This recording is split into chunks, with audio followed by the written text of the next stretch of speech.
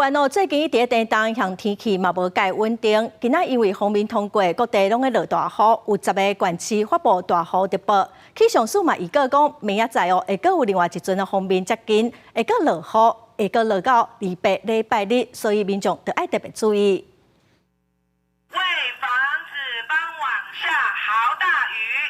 请村民至和平国小收容安置。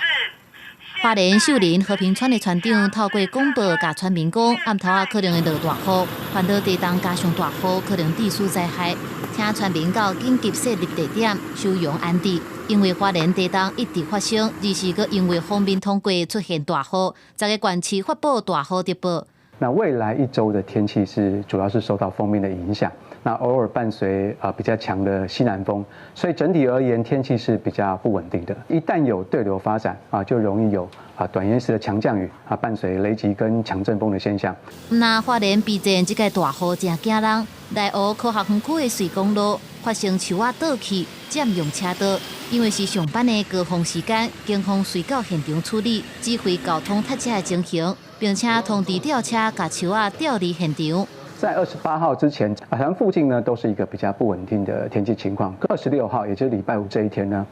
受到锋面的影响，而且伴随比较强的西南风可以看到，其实在中南部地区的雨势呢，相对来说比其他地方来得更明显。气象署强调，2号开始另外一波锋面接近，有关会有一波雨势，也那礼拜28落雨几率悬，天气真无稳定。民众除了避免去山区活动，出外的时阵要注意天气变化，也要注意安全。记者综合报道。